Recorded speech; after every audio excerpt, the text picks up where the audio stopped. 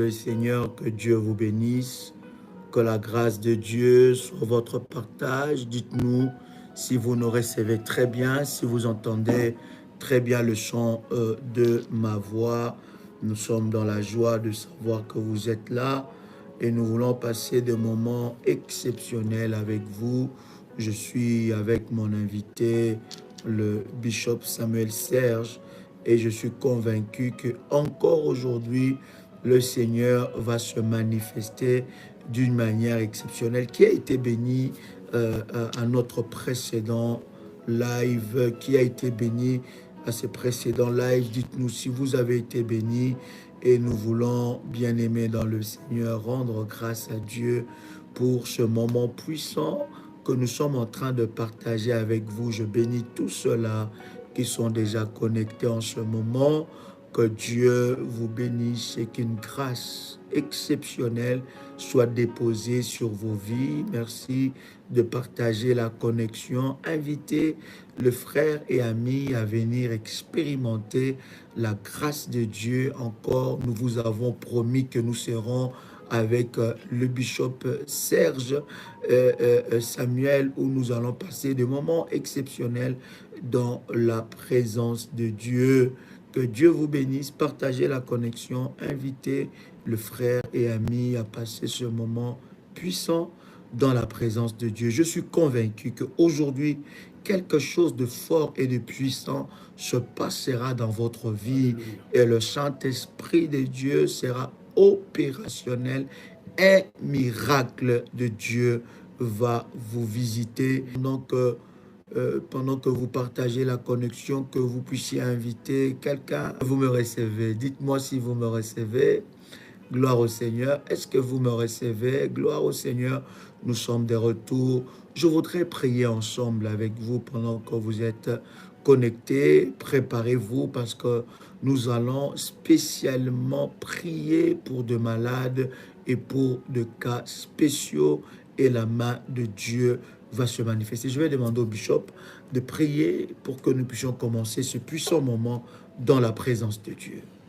Père très saint, Dieu de gloire, nous voici encore aujourd'hui, Seigneur Tout-Puissant Dieu, pour éclairer ton peuple. Dieu, nous nous recommandons entre tes mains, Seigneur Dieu de gloire, et nous recommandons toute la famille révolutionnaire entre tes mains.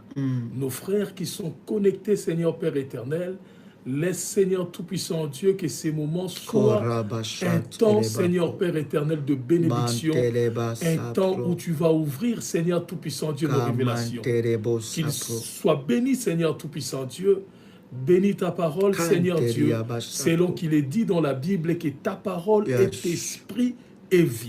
Dieu, laisse que l'esprit qui habite ta parole, Seigneur Tout-Puissant Dieu, possède chacun de nous et que la vie qui est dans ta parole, Seigneur Tout-Puissant Dieu, suit tout et chacun de nous pendant ces instants, au nom du Seigneur Jésus. Amen. Amen, amen. Que Dieu vous bénisse partout, de partout vous êtes connectés. Voilà, nous continuons sur l'enseignement que nous avons commencé avec vous le samedi, je pense, avec le bishop, et nous parlons sur les autels. Questions et réponses sur les autels, et nous prions par la grâce de Dieu que vous puissiez nous accorder, n'est-ce pas, votre attention pour recevoir la pensée de Dieu. Je suis convaincu qu'au travers de ce temps, le Seigneur va nous amener encore dans la profondeur. Et vous savez, pour ce genre d'enseignement, comme nous avons souvent l'habitude de dire, si vous êtes bébé spirituel et vous ne voulez pas grandir dans les choses de Dieu, si vous avez un esprit religieux, voilà, ces lives ne vous concernent pas. Vous pouvez aller ailleurs et regarder et vous amuser là-bas.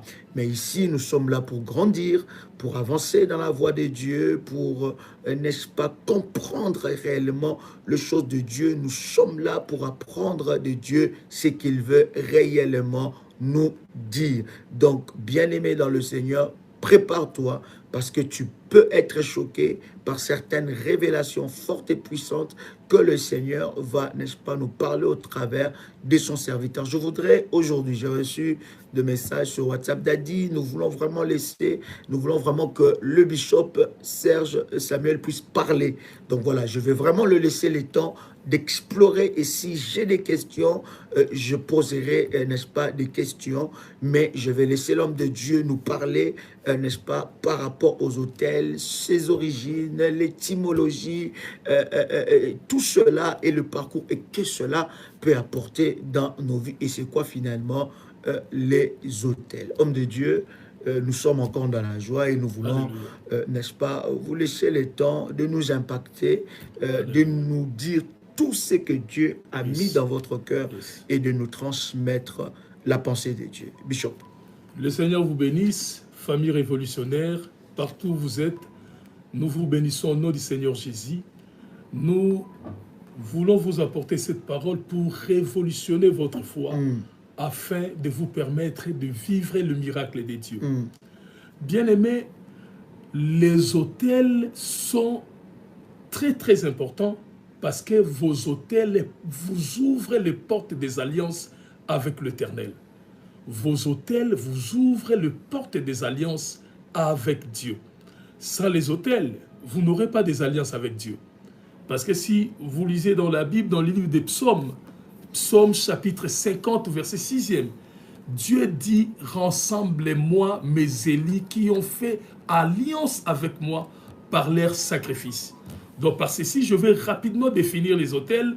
Les autels sont des sacrifices que nous apportons à Dieu pour bénéficier de ce bienfait, pour bénéficier de ses faveurs.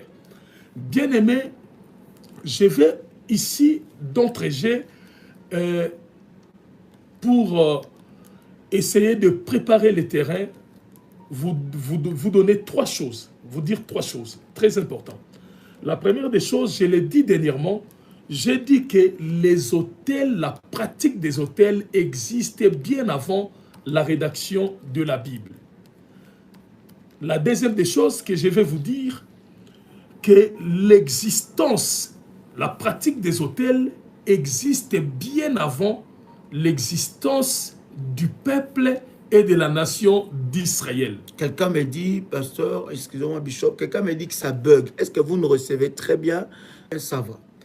Est-ce que ça va ou ça bug? Dites-nous, parce que quelqu'un me dit ça bug. Si ça bug chez vous, cher ami, vous pouvez sortir de la connexion et revenir. Vous pouvez, voilà, faire cette manœuvre pour que vous puissiez très bien nous recevoir. Voilà. Est-ce que vous nous recevez très bien? Est-ce que ça ne bug pas de votre côté? Dites-nous, nous voulons avancer. Bishop, vous nous avez dit que les autels existent avant la rédaction de la Bible. Nous vous entendons, premièrement, nous vous écoutons. Les autels existent avant la rédaction de la Bible. Parce que les autels, nous les voyons, les autels, ça a commencé avec Caïn et Abel. C'est bien avant la rédaction de la Bible. D'ailleurs, dernièrement, j'ai dit c'est 1400 ans avant la rédaction de la Bible. Parce que la Bible a commencé à être écrite par Moïse, qui a vécu 1430 ans après Caïn et Abel. La première des choses à savoir, c'est ça. La seconde des choses que je voulais dire, que l'existence de la pratique des autels sont plus anciens au peuple et à la nation d'Israël. Parce qu'il y a des gens qui vont se dire, non, c'est la chose aux Israélites. C'est pas pour nous, c'est pour Israël. C'est faux, parce que la pratique des autels existait bien avant l'existence et la fondation de la nation d'Israël. La troisième des choses qui est autant aussi importante est que la pratique des autels n'est pas une exclusivité de peuple de Dieu. La pratique des autels n'est pas une exclusivité de peuple de Dieu. Parce qu'aujourd'hui, il y a tellement de confusion, comme dernièrement, il y a eu un frère, un musicien mondain de chez nous ici, qui a chanté des chansons de louange à Dieu. Et un frère est venu me dire, oh non, il n'a pas le droit de chanter des choses comme ça. Il pense comme si la louange est une exclusivité du peuple de Dieu. Or non, la louange est donnée à tous ceux qui respirent. La Bible dit, tous ceux qui respirent louent l'Éternel. C'est comme les autels. Les autels n'est pas une exclusivité du peuple de Dieu. Voilà pourquoi les jours où Israël a quitté l'Égypte, si vous lisez la Bible, les jours où Israël a quitté l'Égypte, pendant leur parcours, ils ont traversé beaucoup de nations. Et ils ont vu que dans ces nations-là, des nations païennes, ils avaient déjà la pratique des autels. Ils pratiquaient déjà des autels, ils établissaient déjà des autels. Israël n'était pas encore une nation, ils étaient un peuple. Mais pendant qu'ils parcouraient des nations, ils ont passé à Haï, ils ont vu que tout ce peuple-là pratiquait déjà les autels. Bien aimé, c'est très très important de comprendre ces choses. Que les autels n'est pas exclusivement pour le peuple de Dieu. Parce que même le païen le pratique. Même les satanistes le pratiquent. Donc les autels c'est un domaine spirituel important dont on les trouve partout. On les trouve vraiment partout. Déjà, dans les temps anciens, il y avait une religion dont moi je dis que c'est la religion la plus dangereuse de ces temps-là. C'était le Moloch. Moloch, c'était une divinité de ces temps-là, mais Moloch ne recevait pas de sacrifices des animaux. Moloch ne recevait que des sacrifices des hommes. Donc on devait immoler des fils. Et Israël a trouvé que ces pratiques-là étaient déjà répandues. Voilà pourquoi le jour où Dieu a dit à Abraham, tu devais donner ton fils Isaac, Abraham n'était pas étonné. Parce qu'Abraham pensait, il savait qu'il y avait des gens qui offraient leurs enfants. Et quand Dieu a dit, Abraham pensait que le Dieu d'Israël aussi était dans ces mêmes logiques. Or, ce n'était pas ça. Voyez-vous, bien aimé, les autels existaient bien avant l'existence de la nation d'Israël et les autels n'est pas un domaine exclusif au peuple de Dieu. Voilà pourquoi je vais lire avec vous un passage très très important qui va ouvrir aujourd'hui notre enseignement. Je suis dans le livre de Genèse, chapitre 8. Je vais lire du verset 20e au verset 22e. Genèse, chapitre 8, à partir du verset 22 au verset... Non, 20 au 22e. 20 au verset 22. Je lis la parole du Seigneur. Alléluia. Noé bâtit un autel à l'Éternel. Il prit de toutes les bêtes pures et de tous les oiseaux purs, et il offrit des holocaustes sur l'autel. L'Éternel sentit une odeur agréable, et l'Éternel dit en son cœur, je ne maudirai plus la terre à cause de l'homme, parce que les pensées du cœur de l'homme sont mauvaises dès sa jeunesse, et je ne frapperai plus tout ce qui est vivant comme je l'ai fait. Tant que la terre subsistera, les semailles et la moisson, le froid et la chaleur, l'été et l'hiver, le jour et la nuit ne cesseront point. Alléluia.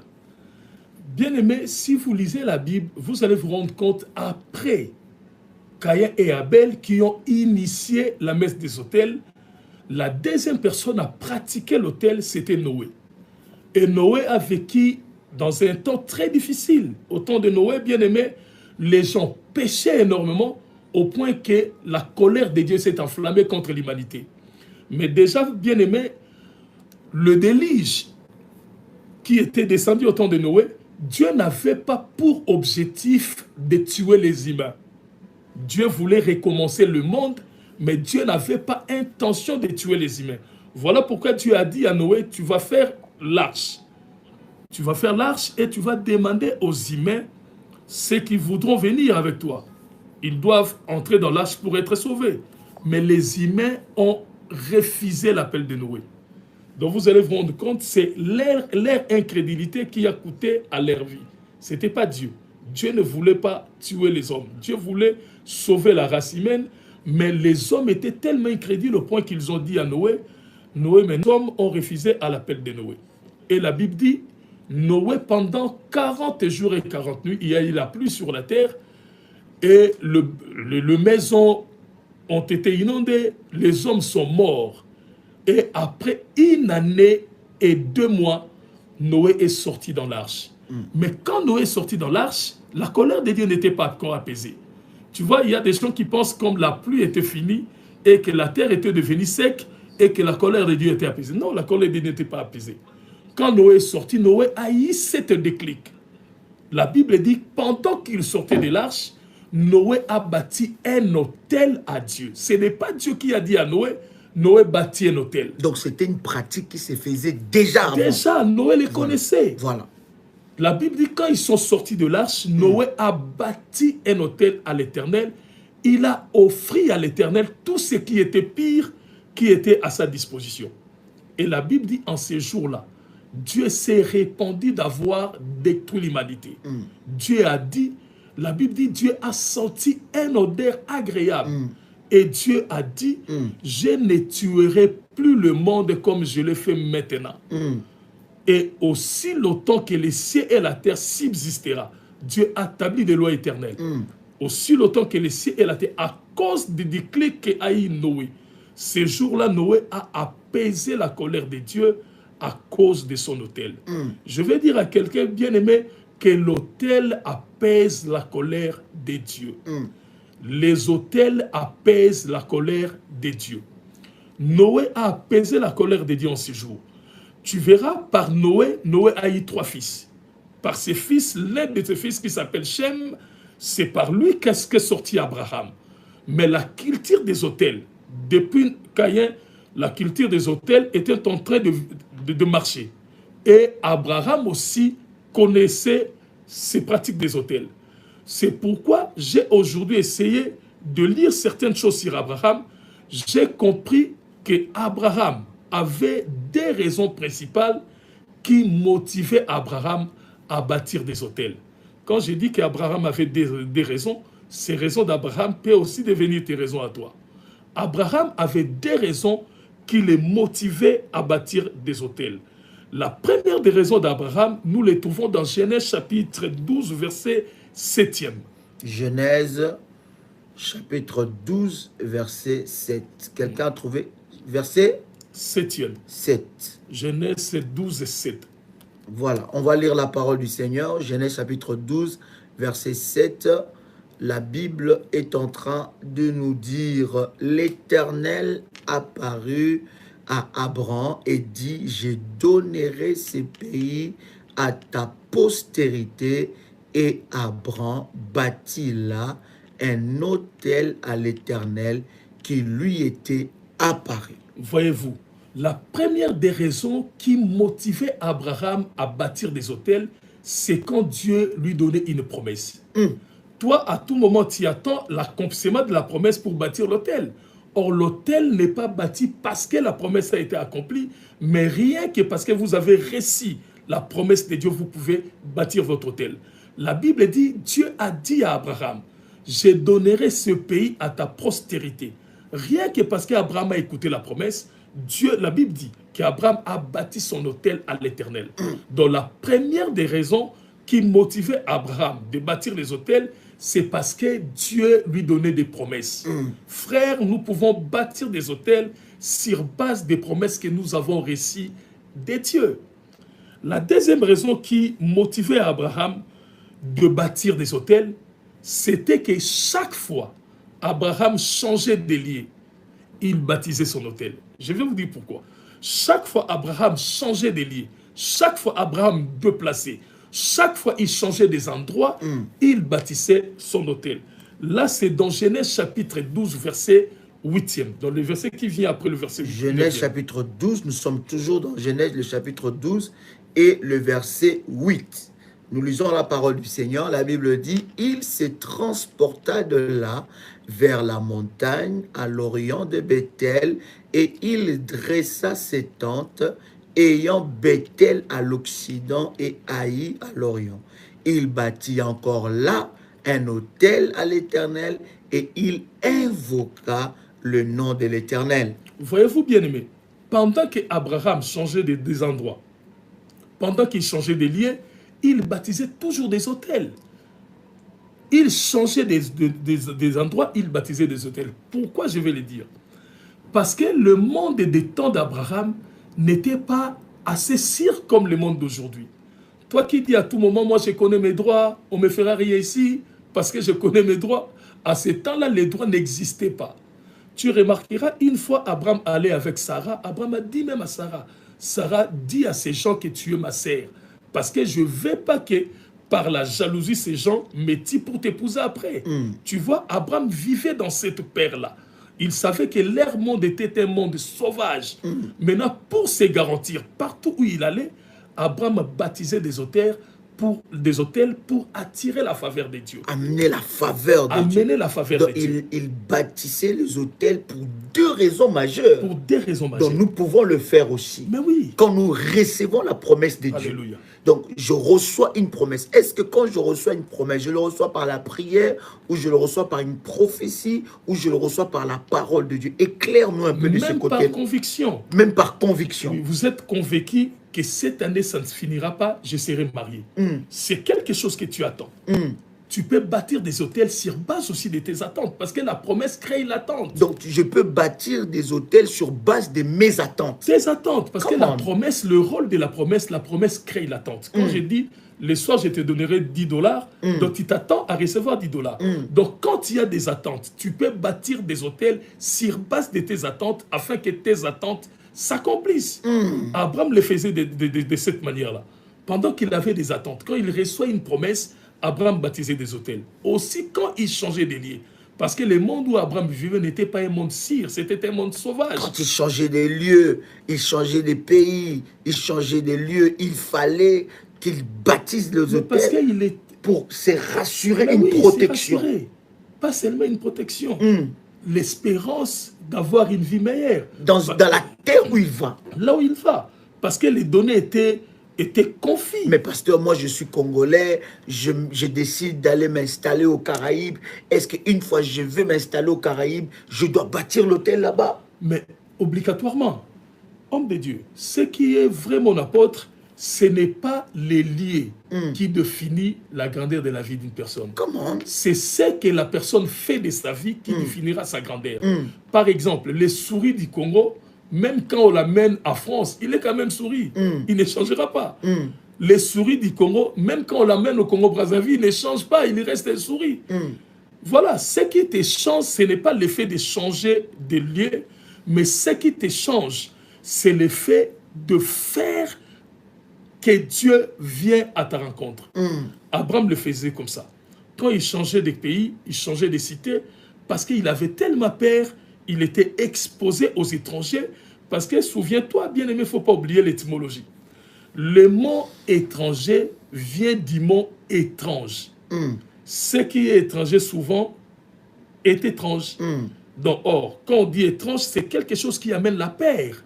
Quand Abraham était dans des pays étrangers, Abraham avait cette peur-là. Il dit, peut-être ces gens ici vont chercher du mal à me faire. Et Abraham, à cause de cette peur-là, comme il voulait se garantir, Abraham baptisait des hôtels. Comment, man of God? Voici les deux raisons qui poussaient Abraham à bâtir des hôtels. Et si vous lisez clairement la vie d'Abraham, bien aimé, aujourd'hui, j'ai suivi la vie d'Abraham, je me suis rendu compte qu'Abraham était un vrai bâtisseur d'hôtels. Tu vois, quand nous lisons Noé, Noé n'a bâti que l'hôtel une fois. Mais Abraham, à tout moment, il changeait de lieu constamment parce qu'Abraham était un nomade. Abraham n'avait pas une terre fixe, n'avait pas un pays où habiter. C'était un peuple nomade. Ils changeaient de pays de temps à autre. Et chaque fois ils allaient dans des endroits comme ça, Abraham bâtissait des hôtels. Son fils aussi, Isaac, même. Isaac aussi était un nomade. Si vous lisez la vie d'Isaac dans le livre de Genèse, vous allez vous rendre compte aussi que Isaac, chaque fois qu'il changeait de pays, chaque fois qu'il changeait des endroits, Isaac bâtissait des hôtels. Pourquoi? Parce que ces gens voulaient se garantir de la faveur des dieux. Bien aimé, je vais aujourd'hui choquer quelqu'un aujourd'hui. Je dois choquer quelqu'un. Qu'est-ce que vous cherchez dans votre vie? Qu'est-ce que vous avez réellement besoin?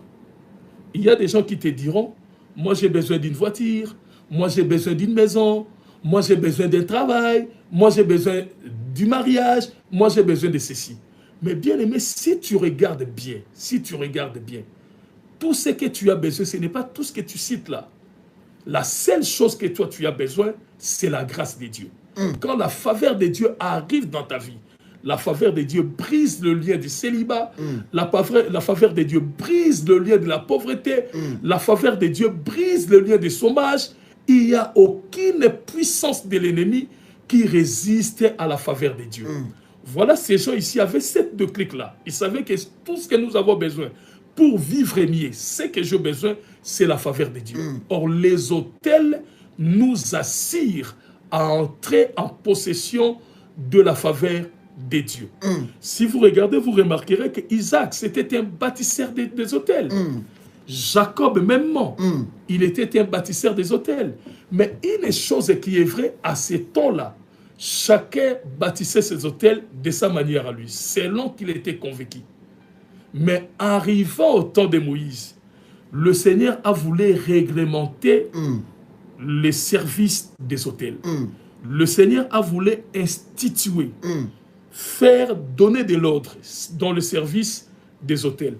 Parce que vous allez vous rendre compte, surtout quand vous lisez dans l'histoire, pas seulement l'histoire de la Bible, vous essayez de prendre d'autres documents pour lire l'histoire du temps de la Bible, mais pas dans la Bible, avec d'autres documents importants, surtout les recherches d'archéologie. Vous allez vous rendre compte qu'il y a des recherches qui ont été faites. Ils ont découvert en Canaan qu'à part que les gens offraient des holocaustes à Dieu. Man of God, c'est quoi exactement un autel? Donnez-nous de l'argent. Mais Akri Kamani, s'il vous plaît, Akri, s'il vous plaît, laissez-nous un peu tranquille. S'il vous plaît, ma sœur Akri, si vous voulez vraiment suivre cet enseignement, suivez l'enseignement. Sinon, si vous êtes là pour, comment dire ça, déboussoler ceux qui sont en train de suivre, allez-y ailleurs, s'il vous plaît. Si vous voulez vraiment connaître ce que nous sommes en train de dire, suivez l'enseignement depuis le début jusqu'au bout. Si vous n'êtes pas capable de suivre ça, laissez-nous et allez ailleurs. Que Dieu vous bénisse. Man of God. Donc, si vous suivez des documents comme ça, vous allez vous rendre compte qu'on avait découvert dans certains coins de Canaan qu'il y avait aussi déjà dans l'époque d'Abraham des gens qui faisaient leurs autels de parfum. Comment? Parce qu'on a trouvé des ustensiles. Au temps de Moïse, man of God, Dieu a voulu réguler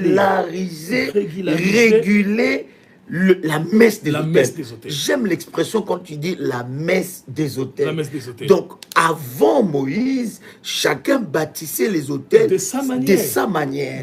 Selon qu'il pressentait. Voilà. Mais Dieu a vu que ces modèles-là, il voulait établir un modèle pour bâtir les autels. D'ailleurs, le Seigneur l'a si bien dit à Moïse. Comment? Il dit, tu feras le tabernacle selon les modèles que tu as vus du ciel.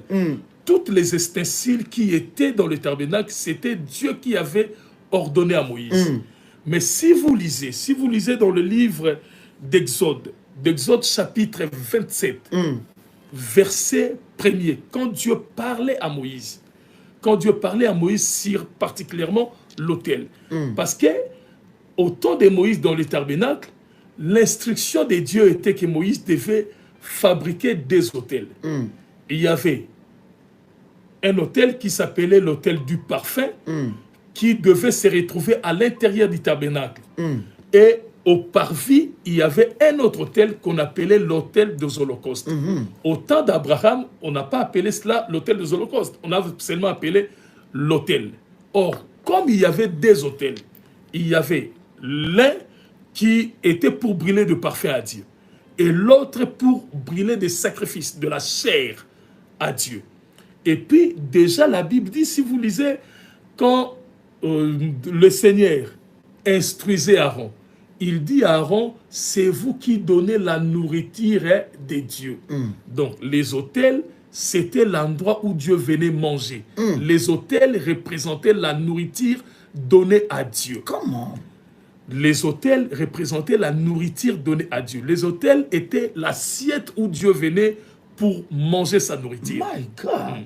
C'était l'assiette où Dieu venait manger sa nourriture. C'est pourquoi les sacrificateurs ont été appelés dans la Bible qu'ils donnaient la nourriture à Dieu. Parce que l'autel, c'était là où Dieu venait pour manger sa nourriture.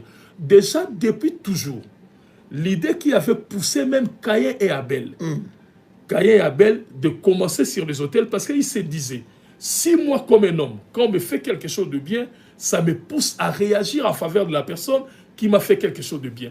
Et ils ont pris cette idée, ils ont aussi amené ça dans le sang de Dieu. Ils ont dit, si Dieu est content, nous aurons ce bienfait.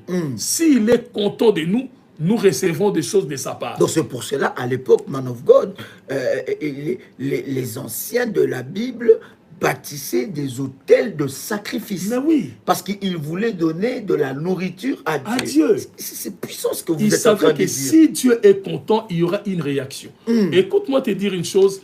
Quelqu'un a dit, mais j'aime tellement répéter à tout moment cette parole. Rien ne quitte le ciel si rien n'a quitté la terre. D'ailleurs, Jésus l'a si bien dit, une fois il a dit à ses disciples, il dit, je vous donne les clés du royaume des cieux. Tout ce que vous fermerez sur la terre sera fermé dans le ciel. Tout ce que vous ouvrirez sur la terre sera ouvert dans le ciel. Tu vois, la direction a changé. Au départ, c'était le ciel qui dirigeait la terre. Mais là, quand le Seigneur est arrivé, il a donné la clé à ses disciples pour que les gens sur la terre commandent les réactions du ciel. Ma sœur Sabine Shalom, je vois votre message, votre question. Je veux vous prier de suivre le précédent live et ça répond exactement à votre question. Nous en avons longuement parlé pendant 1 heure, plus même, par rapport à votre question. Donc, suivez ces précédents lives, questions et réponses sur les autels. Dans le premier numéro que nous avons fait, vous aurez la réponse à votre question. Man of God. Voilà, au temps de Moïse, Dieu voulait réguler sur les autels. Comme ça, il n'y aura plus de confusion. Parce qu'il y avait des gens qui faisaient des autels à leur manière. Le Seigneur, les autels, c'était d'abord l'initiative des hommes. Ce n'est pas Dieu qui a recommandé à Caïn et Abel de commencer les autels. C'était d'abord les initiatives des hommes. C'était les hommes. Ce sont eux-mêmes qui ont dit, voilà, nous sommes chassés du jardin, mais nous voulons trouver grâce à ces dieux-là. Parce que Adam et Ève n'ont pas cessé de rencontrer leurs enfants la vie qui était dans le jardin. Comment? Et ils étaient dans la vie de difficulté en dehors du jardin. Et ils ont pris cette initiative-là de penser que si nous touchons le cœur de ces dieux, nous pouvons rétablir notre condition initiale. Voilà, c'était l'initiative des hommes. Comme cela a plu à Dieu, le Seigneur a voulu réguler tout ça. Il a dit à Moïse, si vous lisez dans le livre d'Exode, Exode chapitre 27, verset 1er. Exode 27, 1er. Exode chapitre 27, le 1er verset. Quelqu'un a trouvé cela? Je vais lire la parole du Seigneur. Alléluia. La Bible dit, tu feras l'autel de bois d'acacia, sa longueur sera de 5 coudées et sa largeur de 5 coudées. L'autel sera carré et sa hauteur sera de 3 coudées. Voilà, Dieu a régulé le principe sur l'autel. Il dit à Moïse, tu feras l'autel qui sera de 5 coudées. 5 coudées revient à 2,5 mètres. Il dit, tu feras l'autel de 2,5 mètres au carré. Voilà, c'est là le modèle que Dieu a donné à Moïse. L'autel doit être carré, doit être de 2,5 mètres. Donc, tout ce qu'on devait donner à Dieu devait correspondre à ce mesure-là de 2,5 mètres. Et Moïse a fabriqué cet autel de bois d'acacia. Il a couvert de lerin, et c'est l'autel qui servait dans le tabernacle. Pendant que le peuple d'Israël marchait, c'est l'autel qui servait. C'était 2,5 mètres au carré. C'était Dieu qui avait établi ce principe. Bien aimé, Dieu a réguler sur les autels. Dorénavant, tout celui qui voulait faire son autel, il devait correspondre ou faire selon les modèles que Dieu a donnés à Moïse. Donc de 2,5 mètres. Il établit son autel sur cet autel de 2,5 mètres. Mais il y a un grand homme qui a vécu bien après Moïse. Moi, je dis de cet homme-là, je dis que l'homme qui a révolutionné la messe des autels. Il y a un homme qui a révolutionné la messe des autels. Voilà pourquoi cet homme-là, Dieu l'a fait une promesse. Dieu a dit à cet homme-là, il n'y aura pas un homme riche comme toi avant et après toi. Moi, je trouve que c'est vrai. Salomon, il n'y a pas de comparable. Même les rois d'aujourd'hui, le prince d'aujourd'hui, n'ont pas cette aisance que Salomon avait. Est-ce que vous vous rendez compte? On dit que quand la reine de l'Éthiopie, la reine de Séba, est arrivée chez Salomon, la Bible dit que ses vêtements étaient inférieurs aux vêtements de serviteurs de Salomon. Comment? Une reine qui vient dans un palace des rois, mais il se rend compte qu'il était vêtu inférieurement aux serviteurs de ces rois-là. Et puis, deuxième chose qui prouve la croissance de la richesse au temps de Salomon. La parole de Dieu dit qu'au temps de Salomon, l'or était égal au prix de pierre. Comment? L'or était égal au prix de pierre. Bon, économiquement, c'est possible. On peut le faire. Le prix, normalement, quand la chose devient... Donc, quand il y a l'abondance de la chose, le prix baisse. Au temps de Salomon, comme Salomon, c'était depuis David. Ils avaient fait construire des navires qui allaient partout, qui prenaient des richesses. En Israël, il avait tellement de l'or au point que l'or avait perdu son prix. Le prix de l'or était devenu égal au prix de pierre. Parce qu'en Israël, si vous allez pour construire des maisons, on taille de pierre. C'est le cas où on dit le pierre, ce n'est pas le pierre que vous ramassez dans la rue. On taille de pierre comme des blocs pour construire des maisons. De la même manière ici, partout dans le monde, de blocs, on les vend. Il y a des briques qui se vendent. En Israël, c'est le pierre qu'on vendait pour construire des maisons. Maintenant, à cette époque-là, l'or était en abondance en Israël au point que le prix de l'or revenait au prix de pierre. Voyez-vous, donc Salomon était dans l'opulence, il était dans la richesse. Et Dieu l'a dit, personne ne sera à ce niveau. Même aujourd'hui, les États-Unis d'Amérique n'est pas au niveau d'Israël de l'époque de Salomon. Le prix de l'or aux États-Unis n'est pas égal au prix des blocs. Voyez-vous, donc Salomon, rien que si vous étudiez le temps du Salomon, la vie, les anses qui étaient au temps du Salomon, vous allez vous rendre compte que la promesse de Dieu était véritable. Qu'aucun roi n'aura l'opulence qu'avait Salomon à cette époque-là. Mais la raison qui a fait que Dieu puisse élever et bénir Salomon de la sorte, c'était à cause de l'autel. Moi, j'appelle Salomon l'homme qui a révolutionné la messe des autels. Nous allons lire ces versets de la Bible parce que c'est très capital. C'est dans le livre des 2 Chroniques. 2 Chroniques, chapitre 4e, verset 1er. 2 Chroniques, chapitre 4, verset 1er. Le premier verset. 2 Chroniques, chapitre 4, le premier verset. La Bible est en train de nous dire: il fit un autel de rein long de 20 coudées, large de 20 coudées et haut de 6 coudées. Voyez-vous, Salomon a bouleversé la loi de Dieu donnée par Moïse. Ah, man of God. Moïse a dit l'autel devait être de 5 coudées. Mais Salomon est venu à son tour, il a dit 5 coudées, c'est moins. Seigneur, je ne veux pas un autel de 5 coudées. La Bible dit Salomon a construit son autel de 20 coudées. 20 coudées qui est équivalent, parce que le 5 coudées c'est 2,5 mètres. 20 coudées qui est équivalent à 10 mètres carrés. Or, Dieu avait demandé de 2,5 mètres. Mais Salomon a fait de 10 mètres carrés. Et Dieu a demandé, donc l'autel de l'autel devait être de 3 coudées, donc 1,5 mètre. Mais Salomon a fait de 6 coudées, donc de 3 mètres de haut. Et la Bible dit, ces jours-là, Salomon a immolé 1000 holocaustes. Rendez-vous compte.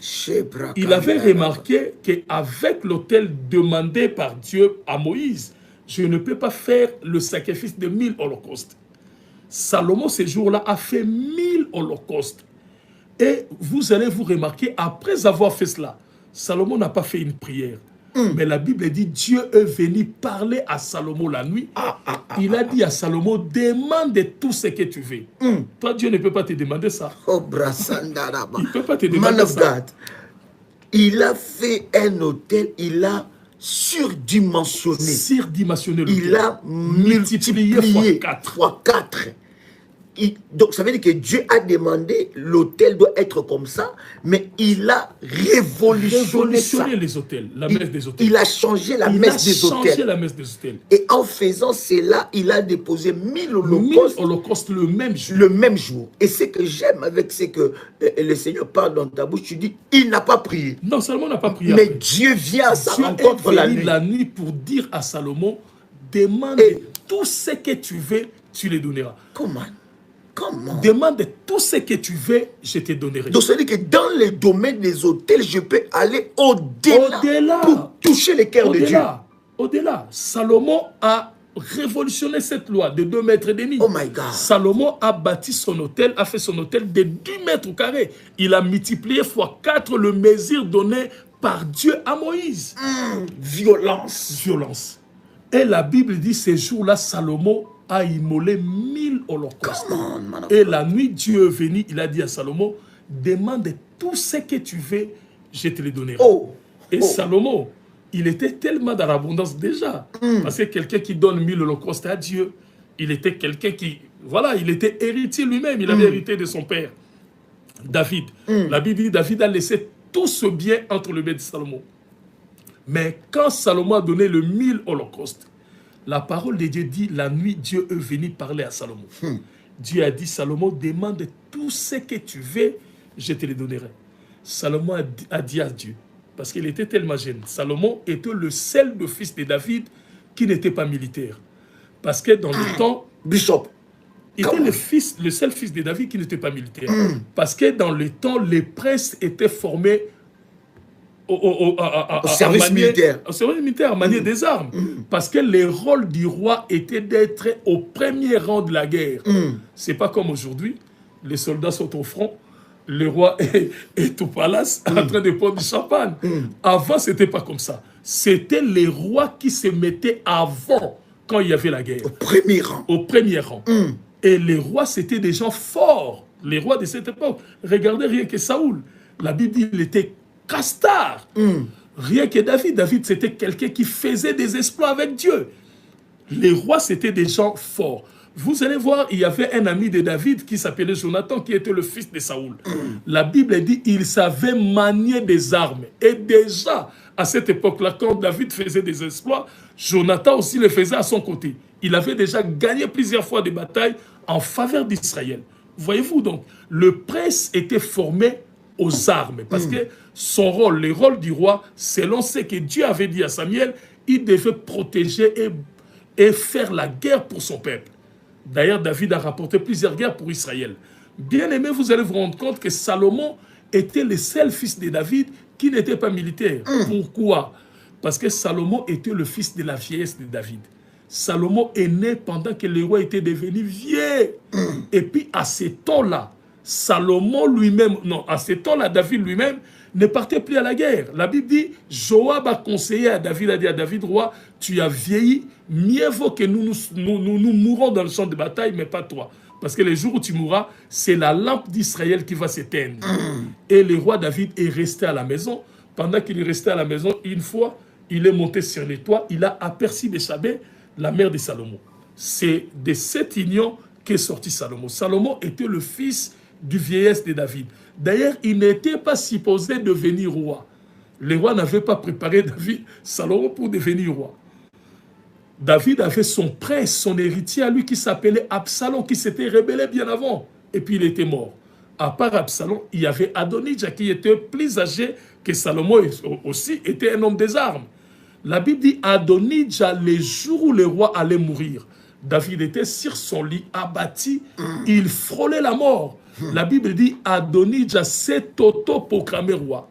Et on a dit au roi, ça déplut au roi, et le roi avait promis à Bethsabée que c'est son fils Salomon qui sera roi.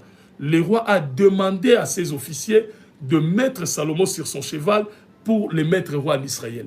Donc Salomon était conscient que je suis devenu roi par accident, malgré que c'est la volonté de Dieu, mais je n'ai pas l'expérience pour diriger. Voilà pourquoi il s'est confié à Dieu. Bien-aimé, chaque fois que tu te retrouves, tu te dis que je n'ai pas assez de capacités. Tes faiblesses peuvent être transformées par Dieu. Quand tu te dis que je ne peux rien, le Seigneur peut te fortifier peut t'aider à devenir fort. Salomon était tellement faible, il s'était dit, j'ai des ennemis partout et je ne suis pas assez intelligent, je ne suis pas assez digne, je ne suis pas bien formé pour assumer ses responsabilités. La Bible dit, Salomon est allé chercher Dieu. Il a multiplié fois 4 l'autel de Dieu et il a immolé 1000 holocaustes. Et Dieu est venu dire à Salomon, demande tout ce que tu veux. Salomon a dit à Dieu, je veux que tu me donnes de l'intelligence. Tu as placé ton serviteur sur un peuple nombreux et ton serviteur n'est pas assez intelligent pour diriger ce peuple. Dieu a dit à Salomon, je te donnerai de l'intelligence et de la sagesse et beaucoup de richesses. Comment? Salomon a demandé beaucoup de richesses. Et Salomon était puissant à son époque. Salomon est le seul roi de la Bible qui n'a pas connu la guerre. Parce qu'à cause de la sagesse de Dieu, sur lui, Salomon savait bâtir des liens diplomatiques. Salomon n'a pas connu la guerre. D'ailleurs, le roi de cette époque était des amis de Salomon. Voyez-vous, bien-aimés, les autels peuvent changer la cour de votre histoire. Comment? Écoute-moi te dire une chose. Normalement, quand vous posez un autel, vos autels ne disparaissent pas de votre vie. Vos autels entrent dans votre vie et se multiplient pour votre avenir. Comment? Les autels ne disparaissent pas. Ce n'est pas parce que tu as posé ton autel et que ton autel est disparu. Il en est des autels comme il en est des semences. Je me souviens une fois quand j'étais encore trop jeune, j'ai passé derrière la parcelle d'un ami, directement leur maman a crié. Non, tu es en train de piétiner nos jardins. Tu es en train de piétiner nos jardins. La pépinière. La pépinière. Moi, je regardais comme ça. Je n'ai pas vu la pépinière, tu n'as pas vu. Voilà. Mais j'ai vu seulement un tas de sable comme ça. Mais or, la maman avait sémé déjà là. Moi, je n'ai pas vu encore la graine germer. Mais or, elle qui avait sémé savait que j'ai des choses que j'attends là. Voyez-vous? Donc, la sémence disparaît et se multiplie pour votre avenir. Écoute-moi te dire une chose, bien-aimé. Écoute-moi te dire une chose. Comment, Bishop? Il y a des gens aujourd'hui, ceci, c'est pas facile. Même pour moi, c'était pas facile. Moi, j'ai connu le Seigneur, j'avais 13 ans. J'étais en première CO chez nous ici. J'avais 13 ans à première CO. J'allais à l'église, chaque fois que j'allais à l'église, quand on demandait des offrandes à l'église, moi j'étais choqué parce que j'en avais rien donné. Mais en moi, j'étais très motivé de faire ça. J'étais très motivé de faire ça. Bien aimé, si vous voulez savoir si vous êtes possédé par l'esprit de la pauvreté, dites-vous si quand on parle de l'argent, ça vous blesse. Chaque fois tu sens la colère quand vous parlez de l'argent, tu es possédé par l'esprit de la pauvreté. Parce que, pourquoi c'est comme ça? Moi, je pense que si vous êtes libéré, vous devez accepter d'aller de l'avant. Si vous êtes libéré, vous allez accepter d'écouter des choses qui vous poussent à faire le bien. Parce que la foi ne consiste pas seulement à se libérer du mal, mais la foi consiste aussi à faire le bien. La Bible dit, éloignez-vous du mal et faites le bien. Or, il est difficile aux gens, il est facilement pour les gens de s'éloigner du mal. Moi, je connais des frères qui ne boivent plus l'alcool, qui étaient des soulards. Ils ont reçu le Seigneur, ils ont abandonné l'alcool. Mais jusqu'aujourd'hui, ils ont des problèmes avec la dîme. Moi, je connais des sœurs qui étaient des prostituées, qui ont abandonné les trottoirs. Aujourd'hui, ils sont des chrétiennes, mais ils ont des problèmes avec la dîme. Frères bien-aimés, la foi ne consiste pas seulement à quitter le mal, mais la foi consiste à quitter le mal et à commencer à pratiquer le bien. Beaucoup de gens quittent facilement le mal, parce que quand nous quittons le mal, c'est pour notre intérêt. Quand vous ne vivez plus, c'est votre économie qui est gardée à côté. Mais quand nous pratiquons le bien, quand nous pratiquons la justice, c'est pour l'intérêt de Dieu. Comment, Bishop? C'est pour l'intérêt de Dieu. Et quand il y a l'intérêt de Dieu, il y a sa faveur qui vient après. Bien aimé, il est important de considérer les autels. Pourquoi? Parce que votre avenir financier dépend de vos autels. Donc, Salomon n'était pas prédestiné, n'était pas destiné à être roi. Non, il n'était pas préparé pour être roi. Il n'était pas préparé. Il était le fils de la vieillesse. Le fils de la vieillesse. Mais dans sa démarche de chercher Dieu, et en révolutionnant la messe des autels, Dieu est venu à sa rencontre. Alléluia. Et Dieu a changé le cours de sa vie. Et c'est le seul règne, Bishop, tu nous as dit, qu'il n'y a eu jamais de guerre. Jamais. Donc les autels peuvent aussi faire cesser les guerres. Mais oui. Explique-nous ces Mais choses, Bishop. quand quelqu'un qui bâtit des autels, il est en alliance avec Dieu. Celui qui est en alliance avec Dieu, il vivra les secours de Dieu. Il sera en train de savourer la vie de Dieu. Il y a une promesse de la Bible que j'aime tellement. Le Seigneur le disait au peuple d'Israël. Il dit, vous mangerez, vous buvez et vous louerez l'Éternel. Dans la vie avec Dieu, il y a des temps où vous serez en train de lutter. Mais il y a aussi un moment où vous serez sur un plateau d'or. Vous serez en train de manger, vous serez en train de vous réjouir et vous louerez Dieu dans cet état-là.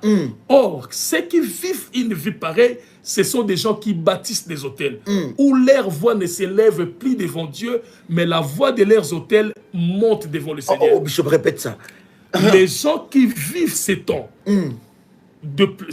qui vivent sur un plateau d'or, ce sont des gens qui ont bâti des autels, dont leur voix ne s'élève plus devant Dieu, mais la voix de leurs autels s'élève au devant du Seigneur. Frère, les autels préparent votre avenir financier. Il est difficile ceci. Même pour moi, ce n'est pas facile. Même pour l'apôtre vous le dira, ce n'est pas facile. C'est pas facile. Parce que c'est un sacrifice. C'est un sacrifice. Et puis le diable n'est pas content des autels. Bien aimé. Pourquoi le diable n'est pas content des autels, Bishop? Explique-nous ces choses.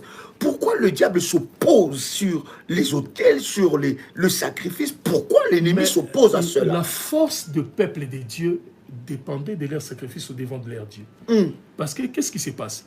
Quand Dieu est content, il vient, il affermit les gens. Quand Dieu est content, il vient, il accompagne les gens.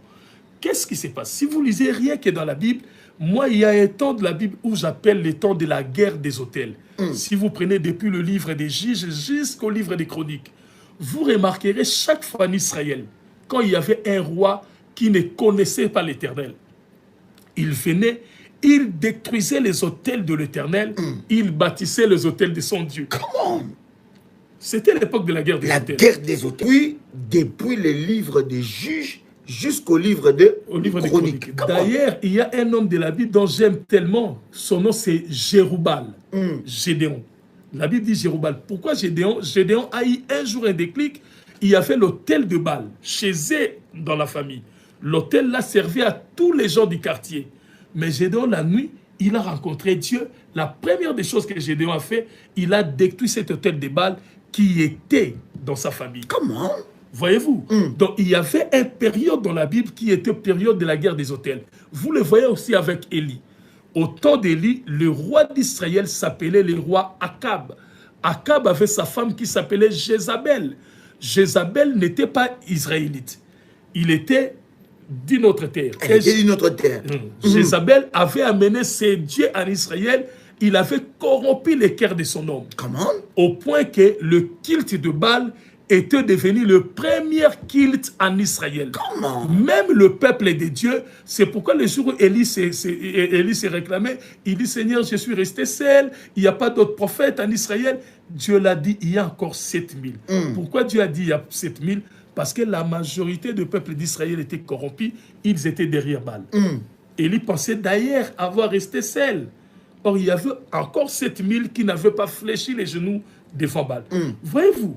Donc, une reine est venue dans le royaume, un royaume où les gens connaissaient le Seigneur. Mais ils ont amené Baal, ils ont corrompu les cœurs de plusieurs. Et les jours-là, Élie, pour prouver la puissance de Dieu, Élie a proposé un deal. Élie a dit, nous devons monter à la montagne. Et nous allons poser nos autels. Nos autels. Le Dieu qui va répondre par le fait, c'est lui qui sera Dieu en Israël. My God. Pourquoi Élie n'avait pas choisi l'autel de parfum? Pourquoi il avait choisi l'autel des holocaustes? Parce que la plupart des fois, c'est vers l'autel des holocaustes que Dieu regarde. Parce que les holocaustes révèlent notre cœur. Les holocaustes, c'est quoi, Bishop? Pour quelqu'un qui écoute l'hôtel du parfum, l'hôtel de l'Holocauste, il va dire, mais est-ce que je dois m'acheter un parfum Kouros, Yves Saint-Laurent, l'hôtel du... Donc quand j'achète un parfum, c'est mon hôtel. Explique-nous, Bishop. Dans le livre d'Apocalypse, il est dit, la prière des justes sont le parfum des bonnes odeurs. Quand on dit l'hôtel des parfums est symbolisé par la prière. La prière, la louange, l'adoration. Tout ça. Mais l'autel des holocaustes, ce sont des sacrifices matériels et des sacrifices financiers. Je suis dans l'évangile depuis très très longtemps. Bien aimé, ceux qui ne donnent pas à Dieu ne sont pas bénis. Là, ce n'est pas ce qu'on m'a enseigné. Là, ce n'est pas ce qu'on m'a dit. Là, c'est ce que moi-même j'ai vécu. Ceux qui ne donnent pas ne donnent toujours pas. Parce qu'ils ne reçoivent pas. Il y a une chose. Une fois, j'ai prié pour une sœur. Elle avait une situation de travail. Et la sœur m'a dit, papa, prie pour moi si je trouve le travail et que je viendrai pour poser mon hôtel. Ce n'est pas comme ça les choses marchent avec Dieu. Ce n'est pas comme ça que Anne faisait. La Bible dit, Anne n'était pas encore grosse. Mais chaque fois, ça arrivait le temps de la nouvelle ligne. Son mari, Elkana, donnait des semences ou des hôtels à Anne. L'un pour Anne et l'autre pour cet enfant imaginaire. Un enfant qui n'existait pas encore. Lisez, c'est dans le livre de 1 Samuel, chapitre 2e et 1er, donc 1er et 2e. La Bible dit chaque fois la nouvelle ligne arrivait, Anne allait vers le silo. Il allait à Silo chez le sacrificateur Élie. Anne avait toujours des hôtels. L'un pour lui et l'autre pour un enfant imaginaire qu'Anne avait dans sa tête. Si vous voulez vivre des miracles avec Dieu, bien aimé, avec votre foi, bâtis des hôtels et vous allez vivre le Seigneur. Jézabel a renversé l'autel de Dieu. Il est venu, elle a bouleversé, il a corrompu Israël. Elle a bouleversé les choses. Au point que les rois qui étaient supposés être les gardiens des choses de Dieu. Les garants. Les rois aussi a été corrompus. Voilà. Et Élie leur propose un deal. Et Élie a proposé un deal. Des hôtels. Des hôtels. L'hôtel de Dieu. Et l'hôtel de Baal. Et l'hôtel de Baal. Et c'est lui qui répondra par le fait. Man of God, tu veux nous dire au travers de cette histoire que le sorcier, les serviteurs de Satan, continuent jusqu'à maintenant à bâtir des hôtels? Mais bien sûr. Non, explique-nous ces choses. Mais quand il y a mort d'hommes dans des familles, ce sont des hôtels. Comment? Diaboliques. Comme quand il y a mort d'homme. Quand il y a mort d'homme, la mort mystique, quelqu'un qui n'a jamais été malade, comme dernièrement, j'ai prié pour un frère qui était malade. Le frère a parcouru à peu près 7 hôpitaux. Il a fait toutes les examens possibles. On n'a pas trouvé la maladie, mais il continue à maigrir, il continue à souffrir. Comme dernièrement, on vient de me dire qu'il y a un garçon qui était amputé. Après 2 jours de son sortie de l'hôpital, il est mort. Mais dans sa famille, tout le monde connaît. Ils savent qu'ils ont l'air Makumba. Chaque fin de l'année, on doit sacrifier dans la famille. Leur hôtel. Ils ont leur hôtel. Dans nos familles aussi, il y a des hôtels. Mais dans la vie, il y a toujours la guerre des hôtels. Il y a toujours la guerre des hôtels. Il y a des gens qui sacrifient à Dieu, il y a des gens qui sacrifient à Satan. Mais, Bishop, j'ai une question quand même. Est-ce que l'hôtel maléfique de ma famille peut être bâti pour m'empêcher aussi de bâtir des hôtels pour Dieu? Mais déjà, c'est vraiment une question très très importante. Moi aussi, j'avais une question à demander à l'apôtre dans ce sens-là. Apôtre, moi je voulais savoir, est-ce que les dieux de Baal, les dieux de Moloch, ne travaillaient pas? Ils travaillaient. Les gens qui allaient chez Baal ou chez Moloch ne vivaient pas des miracles. Ils vivaient. Ils ne sont pas fous. Que toute une nation croit à un Dieu qui ne travaille pas. Les dieux de Baal et les dieux de Moloch travaillaient. C'est pas pour rien ces gens-là prenaient leurs enfants, donnaient à Moloch. Ils savaient que quand ils donnent à Moloch, ils avaient des faveurs qui venaient de Moloch. Mais ce qui est vrai, quand Moloch faisait face à l'Éternel, quand il y a la guerre des dieux, c'est le véritable Dieu qui gagne. Comment? Quand il y a la guerre des dieux, c'est le véritable Dieu qui gagne. Déjà dans la Bible, il y a eu une fois la guerre des dieux. Quand David combattait Goliath, vous allez vous rendre compte que Goliath était sacrificateur des dieux de Baal. Parce qu'ils dormaient dans le temple des Baals. Chaque fois, il y a la guerre des dieux. C'est le véritable Dieu qui gagne. Donc, on peut bâtir un hôtel maléfique dans ma famille pour m'empêcher d'accéder à bâtir un hôtel pour Dieu. Mais oui. Ça, c'est une question que quelqu'un m'a posée. Il dit, mais Daddy, est-ce que c'est possible? Est-ce que les serviteurs de Satan dans nos familles, dans nos villes, est-ce qu'ils peuvent bâtir des hôtels puissants, maléfiques, pour justement m'empêcher, moi, de bâtir des hôtels? Mais il y a des familles qui sont sacrifiées. Qu'est-ce qui se passe? S'il y a l'hôtel maléfique, parce que les diables fonctionnent beaucoup plus dans la distraction. Quand il y a des hôtels maléfiques dans la famille, cette puissance-là fera de la sorte que les gens de la famille ne bâtissent pas des hôtels de Dieu. Comment? Parce que quand il y a l'hôtel maléfique dans la famille, quand il y a l'hôtel de Dieu à côté, il y aura la guerre des dieux. Or, quand il y a la guerre des dieux, c'est le Dieu véritable qui finit à gagner. Il y avait une guerre des dieux dans la Bible. La Bible dit David et Goliath combattaient. Or, en vrai dire, si vous prenez vos jumelles spirituelles, ce n'était pas David et Goliath qui combattaient. Parce que Goliath n'est pas mort d'un mort normal. Du mort normal, voilà. Comment un homme castard comme ça va tomber par une petite pierre? Goliath n'est pas mort d'une mort normale.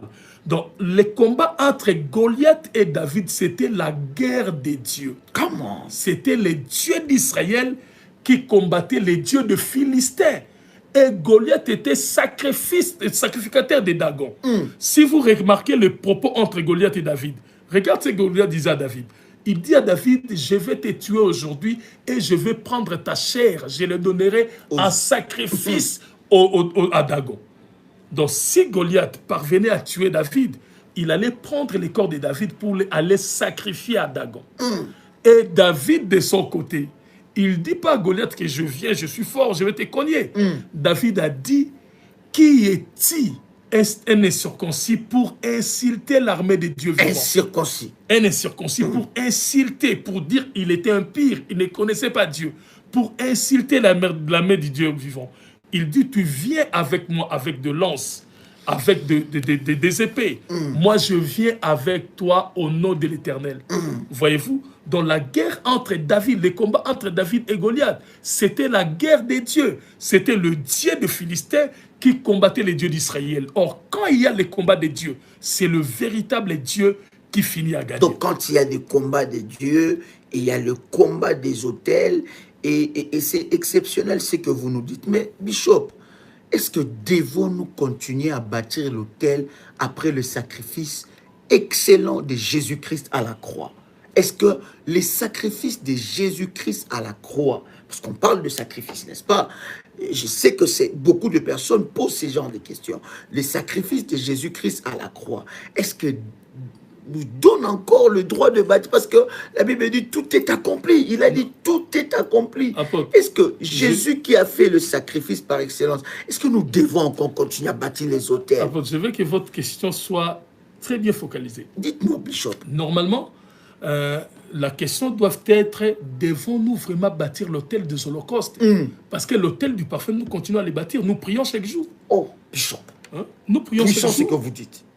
Donc, de toute façon, l'autel, oh my God, oh my God. Il y avait toujours des autels. Il y avait l'autel de parfum et l'autel des holocaustes. Mais ce qui était fort à ces temps-là, quand Aaron faisait le service, le fait qui sortait dans l'autel des holocaustes, c'était le fait qui alimentait l'autel du parfum à l'intérieur. Parce que l'effet des autels des holocaustes était descendu du ciel. C'est pourquoi la première mission des sacrificateurs, c'était de cultiver le feu. Ils faisaient comme au village. Tu vois, au village, il n'y a pas des allumettes. Les gens au village, au fait froid, surtout ici en Afrique, il n'y a pas des allumettes. S'ils ont une flamme de feu, ils vont commencer à cultiver ça. Ils mettent des bois, ils soufflent, ils vont commencer à cultiver ce feu. De même, le rôle des sacrificateurs de l'époque était de cultiver le feu. Parce que pour sacrifier, il doit avoir du feu. Le feu était constamment sur l'autel des holocaustes. Mais dans l'autel de parfum et dans la menorah à l'intérieur, il n'y avait pas le feu. Les sacrificateurs prenaient le flamme du feu qui était descendu du ciel, qui était sur l'autel des holocaustes, et il l'amenait pour allumé l'autel de parfum et allumé les chandeliers à l'intérieur. Voyez-vous, donc les faits qui venaient des autels de l'Holocauste, c'est ça qui allumait l'autel du parfum. Donc la question de l'apôtre est celle-ci. Est-ce que devons-nous continuer à poser les autels des holocaustes? Parce que nous continuons à mettre l'autel du parfum. Donc le sacrifice de Jésus ne nous a pas délivrés des autels du parfum. Or, à quoi nous délivrera des autels des holocaustes? Mais ce qui est vrai, bien aimé, l'homme physique, sans la violence, l'homme physique est égoïste. Nous vivons pour nous plaire à nous-mêmes. Remarquez une chose. Tu prends des crédits pour tes maisons. Tu prends des crédits pour ta voiture. Mais jamais tu as pensé prendre des crédits pour faire plaisir à Dieu. Voilà. Or, si vous lisez dans la Bible, c'est l'apôtre Paul qui l'a dit.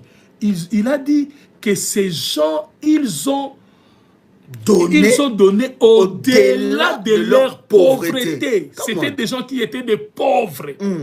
Toi qui donnes toujours des raisons, je n'ai pas assez pour donner à Dieu. Moi, quand j'avais 13 ans, à l'église, on parlait des choses. On parlait des offrandes. Moi, ça me dérangeait. Je disais, je dois commencer à donner. Mais j'avais 13 ans, je ne gagnais rien.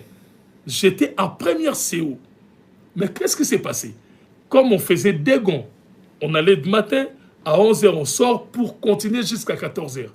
Mon père me donnait mon argent du déjeuner pour que je puisse déjeuner à l'école là-bas. Qu'est-ce que moi je faisais? Je prenais cet argent, je le divisais en D. Bien aimé, la première connotation, si vous prenez le mot hébraïque qui est défini en français par offrande ou par sacrifice, le mot hébraïque qui veut dire offrande, la première connotation dans ces mots, le premier sens de ces mots, c'est le mot sacrifice. Donc les offrandes, ce sont des sacrifices. C'est pourquoi Jésus a enseigné à ses disciples. Les jours où il parlait de la veuve qui avait donné des deniers. Il a dit aux gens qui ont donné des superflus que la veuve qui avait donné tout ce qu'elle a donné plus que ces gens-là. Pourquoi? Normalement, les offrandes, ce n'est pas l'aspect offrir qui compte, mais c'est l'aspect sacrifier qui compte. Beaucoup de gens offrent mais ne sacrifient pas. Beaucoup de gens donnent les offrandes mais ne sacrifient pas. Ce qui fait la force de l'offrande, c'est l'aspect sacrifice. Tu vois, l'aspect sacrifice. Et puis quand on sacrifie à Dieu, le lendemain, on ne meurt pas. Tu sais pourquoi on ne meurt pas? Parce qu'on vit le miracle de Dieu. La chose qui t'empêche au miracle de Dieu, c'est peut-être ce sacrifice qui est entre tes mains. Voilà. L'homme est tellement incrédule, l'homme s'aime tellement au point que quand nous avons un peu de moyens, nous pensons premièrement à nous-mêmes. Nous pensons difficilement à Dieu. Nous pensons premièrement à nous-mêmes. Or, quand nous comptons sur nous, dans nos vies, nous comptons beaucoup plus à l'aide de Dieu. Je me souviens, il y avait un chef de l'État ici chez nous. C'est un pasteur qui était allé au Maroc pour prier avec lui, qui avait donné ce témoignage. C'est un pasteur du Centrafrique. Ce pasteur du Centrafrique nous a dit, le chef qui était ici, M. Mobutu, pendant ces temps, avant sa mort, pendant la maladie, quand ce pasteur-là du Centrafrique est allé prier pour lui, Mobutu a demandé à ce pasteur-là, il a dit si on peut demander la grâce de Dieu pour lui. Tu vois, chaque fois, même une fois dans la vie, tu auras besoin de la grâce de Dieu. Il n'y a personne qui va s'échapper à cela. Tu auras besoin de la miséricorde de Dieu. Moi, je trouve des gens qui sont en bonne santé, qui vivent normalement. Mais quand il y aura quelque chose qui arrivera, tu auras le temps de dire, Seigneur, aie pitié de moi. Seigneur, j'ai besoin de ta grâce. Bien-aimé, dans le Seigneur, ne joue pas avec ces choses que nous parlons. C'est des choses difficiles. Même pour moi, je ne les fais pas facilement. Moi, je prenais l'argent du déjeuner, je le divisais en D. Et j'économisais. J'économisais cet argent-là pour donner à l'église chaque culte. On avait culte le mercredi, on avait culte le vendredi et le dimanche. Je prenais l'argent de lundi et de mardi et de mercredi, j'associais et je venais donner l'offrande. Donc, pour donner à Dieu, on se sacrifie, ce n'est pas facile. Bishop, Romains chapitre 12, verset 1, la Bible dit « Je vous exhorte donc, frères, par la compassion de Dieu, à offrir vos corps comme un sacrifice vivant, saint, agréable à Dieu, ce qui sera de votre part un culte raisonnable. Comment peux-tu nous expliquer ce verset quand vous nous parlez de sacrifice? Mais je me suis déjà sacrifié, j'ai déjà donné ma vie au Seigneur. Non, mais tout est sacrifice. Voilà, j'ai déjà donné ma vie au Seigneur. Comment tu peux expliquer ce verset par rapport à quelqu'un qui n'arrive pas à comprendre Romains chapitre 12, verset 1. Je relis encore ce verset, Bishop. Je vous exhorte donc, frères, par la compassion de Dieu, à offrir vos corps comme un sacrifice vivant, saint, agréable à Dieu, ce qui sera de votre part un culte raisonnable. Bishop. C'est vraiment, ce passage de la Bible, c'est vraiment un passage vocation pour les chrétiens. Déjà, en différence, tous les sacrifices qui étaient donnés à Dieu à l'époque, c'était des sacrifices morts. On prenait l'agneau, on l'immolait, après on sacrifiait à Dieu. Mais nous, comme chrétiens, nous sommes appelés par Dieu d'être des sacrifices vivants. Nous sommes des sacrifices vivants. Bishop. Il y a bien des choses que je ne fais pas parce que je suis chrétien. Toi aussi, tu fais de même. C'est ce que dit ce passage de la Bible. Le Seigneur veut que nous soyons des sacrifices vivants. Et la Bible donne la raison. On dit pourquoi on doit être des sacrifices vivants. La Bible dit ça sera pour nous un culte raisonnable, un culte intelligent. Donc ça n'a pas de sens notre culte. Si on est enfant de Dieu... Est-ce que ça n'annule pas l'Holocauste? Ça n'annule pas les sacrifices? Mais d'ailleurs, ça encourage quelqu'un qui est un sacrifice vivant, il saura donner à Dieu. Parce que c'est un sacrifice vivant. Il saura donner à Dieu. Comment? Parce qu'il est un sacrifice vivant. J'aime tellement ce passage. Il dit très bien. La Bible dit, le verset 2e. Comment? Il dit, ne vous conformez pas au siècle présent, mais vous soyez changés. Tu vois, la différence d'un chrétien et d'un païen, ce n'est pas seulement dans le forme, mais la différence, c'est beaucoup plus dans le fond. La Bible dit, ne vous conformez pas au siècle présent, mais vous soyez changés par le renouvellement de l'intelligence.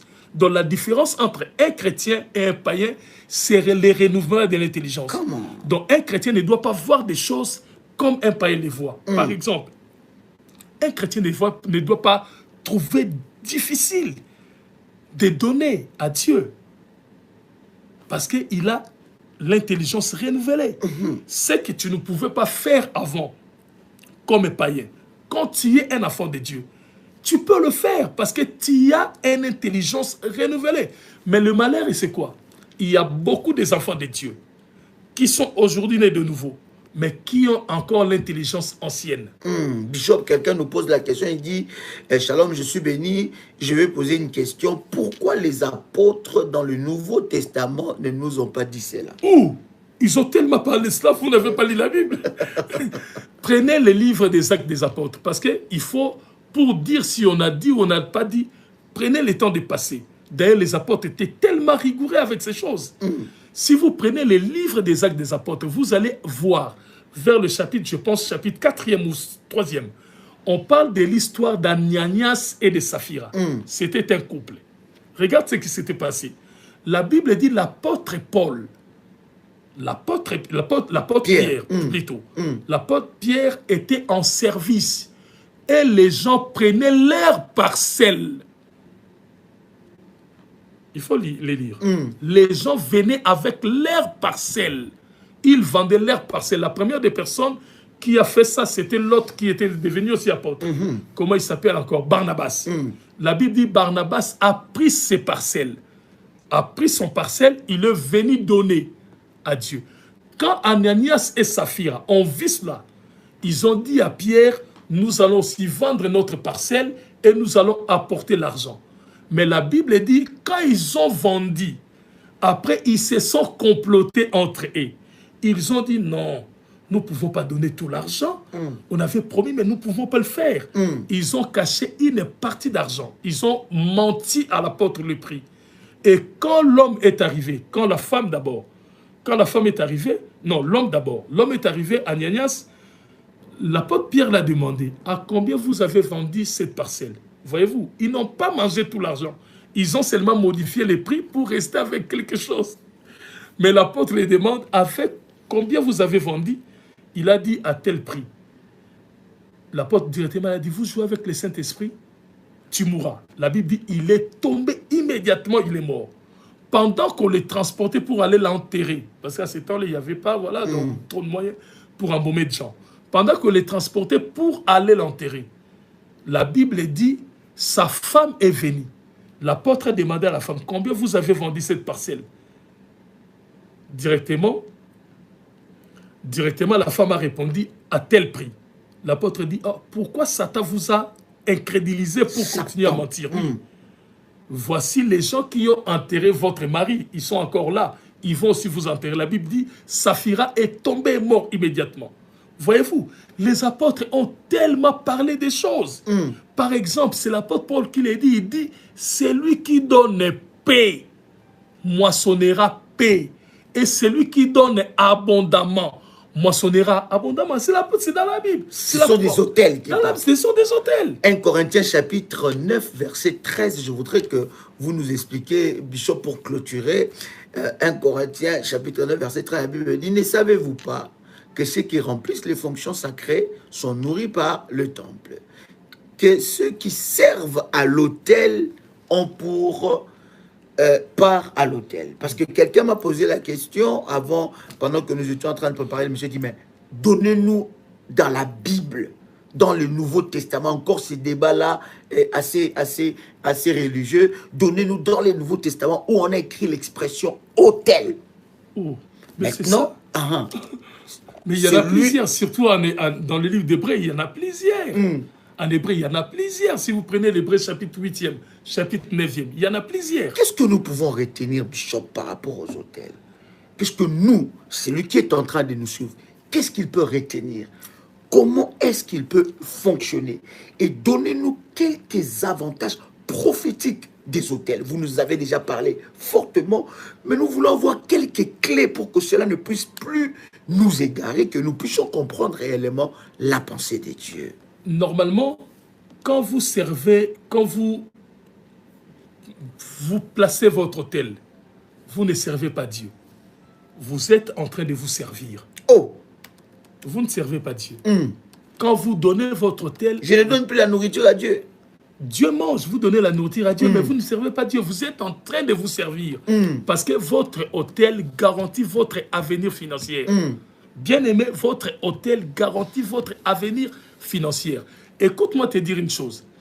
Le diable sait que si tu n'as pas de l'argent, tu vas abandonner la foi. Si tu n'as pas de moyens, tu vas abandonner la foi. D'ailleurs, c'est David qui l'a dit. David l'a dit très bien. Dans Psaume 23, il dit, oui, le bonheur et la grâce m'accompagnent tous les jours dans ma vie et j'habiterai dans la maison de l'Éternel jusqu'à la fin des mesures. David voulait dire, si le bonheur et la grâce ne m'accompagnent pas, je ne vais pas habiter tous les jours. Ceux qui ne sont pas accompagnés par le bonheur et par la grâce finissent à abandonner la voie de Dieu.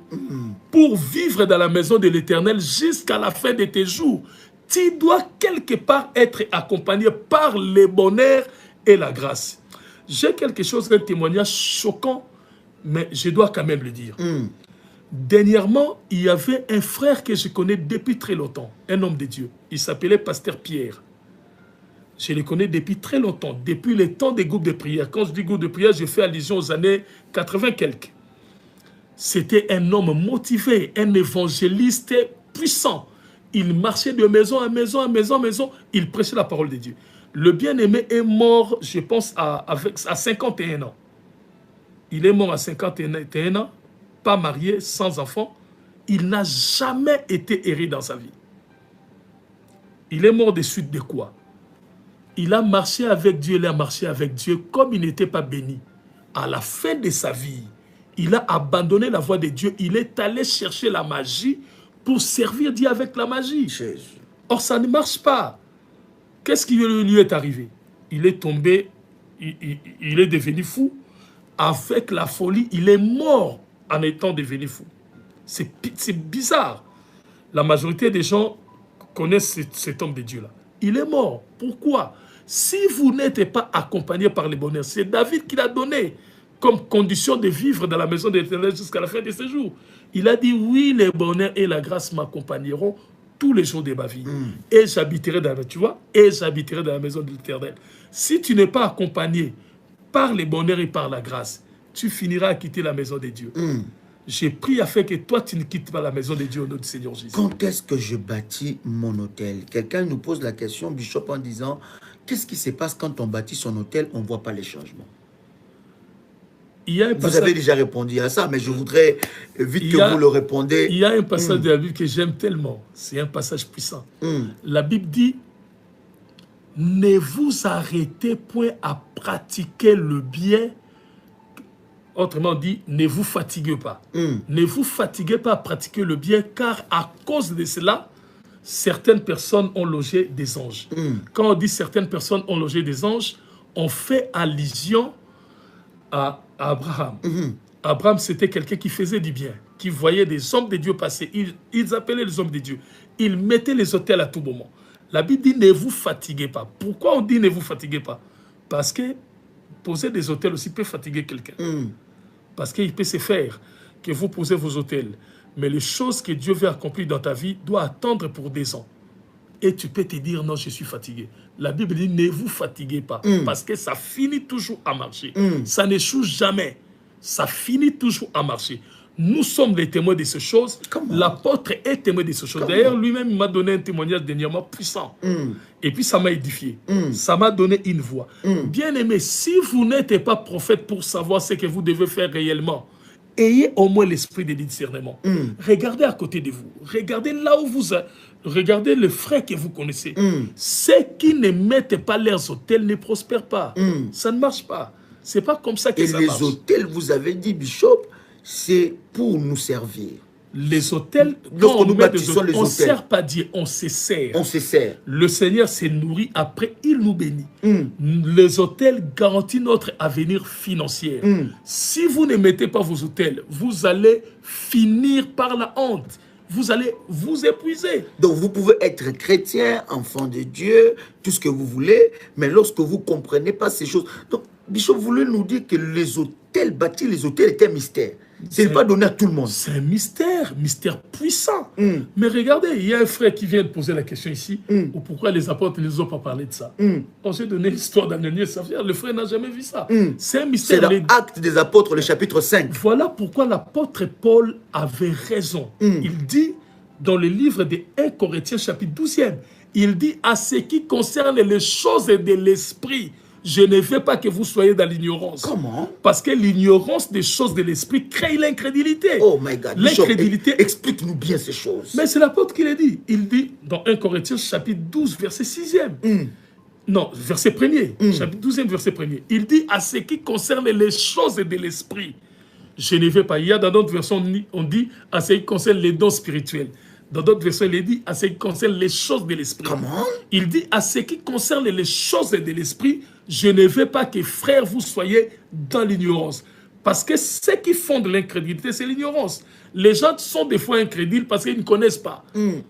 Il dit, c'est par exemple, quand moi quand j'étais trop petit, il y a un cousin qui était venu chez nous, qui m'a dit une fois qu'en Europe, le ciel est bleu.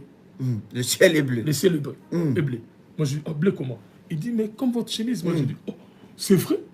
Voilà, je ne connais pas. Voilà, l'ignorance fonde l'incrédulité. Comment? Il y a d'autres choses, quand vous découvrez des vérités, l'ignorance directement, ça tombe. L'apôtre Paul dit, à ce qui concerne les choses spirituelles... Quelqu'un pose la question, est-ce qu'on peut bâtir son hôtel chez soi? Chez soi, comment? Mais de quel hôtel parlez-vous? Je ne comprends même pas. Je sais pas. Ah oui, bâtir son hôtel chez soi, ça veut dire préparer un endroit pour aller... Est-ce que c'est ça un hôtel? Peut-être qu'il y en a qui se dit, ah, l'hôtel qui part, donc je veux préparer un endroit où je vais aller prier. On a très bien expliqué cela. Est-ce que c'est pas là-bas que je peux préparer mon hôtel chez moi? Il y a des hôtels.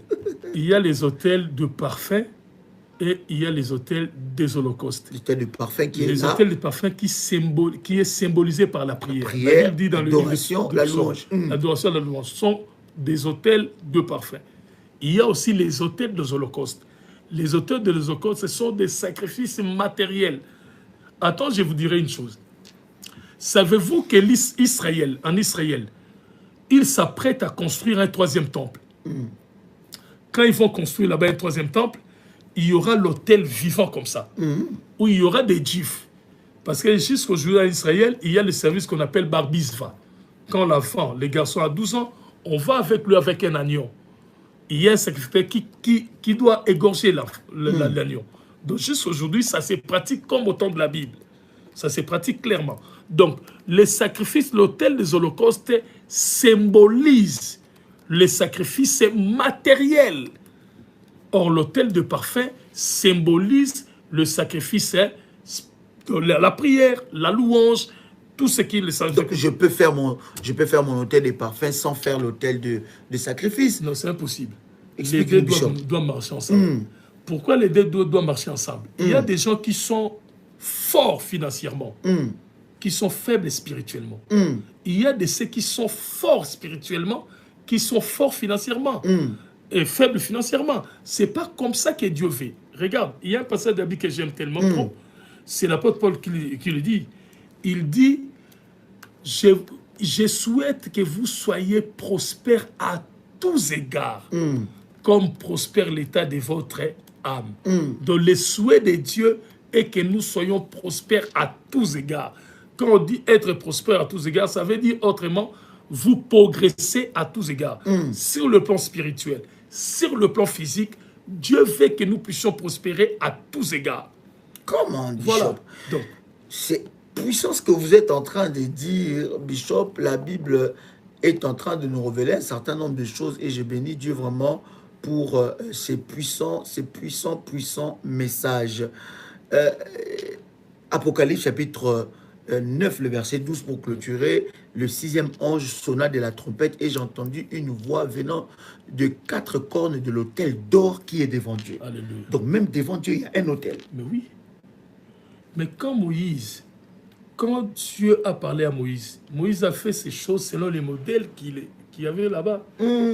Là-bas, c'est comme ça. Même quand vous lisez l'autre prophète que j'aime tellement, les prophètes qui étaient en Babylone, Michée, non pas Michée, les prophètes, celui que David a prophétisé sur le puissant sur le bord des fleuves de Babylone, Néhémie. Les prophètes Néhémie, ils pratiquaient le sacerdoce. Il était un sacrificateur par nature, mais quand il est allé en Babylone, il n'avait plus le sacerdoce pour pratiquer. C'est pourquoi Dieu venait, il parlait en songe à Néhémie. Et Néhémie voyait les sacrificateurs spirituels qui se faisaient au ciel. Il parlait des choses qui étaient au ciel. My God. Bishop, vous m'avez dit quelque chose hors antenne avant que nous puissions faire le live. Vous m'avez dit que lorsqu'on bâtit l'autel, il faut qu'on fasse attention au Sambala et au Tobija. Parce qu'à chaque fois que vous bâtissez un hôtel, il y a aussi ceux qui ont la mission de détruire votre hôtel. Mais allez demander à Abel. Allez demander à Abel. Abel n'avait pas provoqué Caïn. Caïn a mis son hôtel avec des mauvais produits à côté. Abel aussi s'est inspiré. Il a mis son hôtel à côté. Abel n'a pas provoqué Caïn. Mais c'est l'autel d'Abel qui a donné la colère à Caïn. Ne pense pas que les gens sont venus sur la terre pour t'accompagner. Si tu veux réussir, ils vont te faire la guerre. Ils ne sont pas là pour toi. Même ceux de nos familles là. Toi qui dis à tout moment, c'est ma sœur, moi et ma sœur. Ça, mais c'est mon frère, c'est mon frère. Tu n'as pas vu les frères de Lazare? Moi, je dis des fois, les frères de l'église sont plus importants que nos frères de la famille. Tu n'as pas vu le frère de Lazare? Lazare est mort, lui qui était l'ami de Jésus. Et Jésus a promis qu'il venait déjà. Mais les frères de Lazare, les sœurs de Lazare, qui disaient à tout moment, nous t'aimons notre Lazare, nous t'aimons notre Lazare. Ils ont pris Lazare, ils l'ont emballé de linceul, ils l'ont mis dans un sépulcre et ils ont pris une très grande pierre. Ils ont mis à la porte. Pourquoi? Pour que Lazare ne sorte plus. Mais regardez les sœurs de l'église, quand Dorcas est mort. Les sœurs de l'église ont dit, Dorcas était déjà mort. Ils ont dit, Dorcas, nous n'allons pas t'enterrer. Joppé, c'est loin, c'est 450 km. Mais nous allons aller chercher Pierre. Il va venir ici jusqu'à ce que tu vas ressusciter. Tu vois, les frères de la chair, ils ont abandonné Lazare au sépulcre. Mais les sœurs de l'église, ils ont crié que Dorcas pouvait ressusciter. Donc, lorsque je bâtis l'autel, il peut y avoir des Sambala et des Tobija, Mais des oui. gens qui peuvent contrer mon Mais hôtel, ils sont là. m'empêcher de bâtir. Ils sont là. Néhémie était en train de construire et Sambala et Tobija étaient Venez là. pour casser. Quelqu'un pose la question, il dit, mais comment renverser l'autel maléfique de la famille? Et puis quelqu'un pose aussi la question pour une dernière, et il pose la question en disant, j'oublie encore cette question, la personne a écrit, est-ce que l'on peut bâtir un hôtel pour être délivré des mauvais esprits? Mais déjà, quand il y a des mauvais esprits qui vous menacent, ça veut dire une seule chose, qu'il y a un hôtel du diable dans la famille. Qu'est-ce qu'Élie a fait? Élie n'a pas dit au prophète des Baals, non, Élie a dit au prophète des Baals, bâtis votre hôtel, moi je bâtirai mon hôtel. Quand l'hôtel du Satan a été bâti, si vous bâtissez l'hôtel des dieux, vous allez créer la guerre des dieux. Or, quand il y a la guerre des dieux, c'est le véritable Dieu qui gagne. Si vous voulez délivrer votre famille des hôtels maléfiques, il faut bâtir les hôtels des dieux. Quelqu'un dit comment faire pour faire taire les esprits maléfiques qui m'empêchent de rentrer dans mon appel, même après avoir bâti l'hôtel d'or. Si vous avez une vocation avec Dieu, la première des choses que je vous dirais, chaque vocation a un temps fixé par Dieu. Entre les temps que vous savez que vous allez faire telle chose et les temps que cela va manifester, les temps intermédiaires doivent être consacrés à la formation.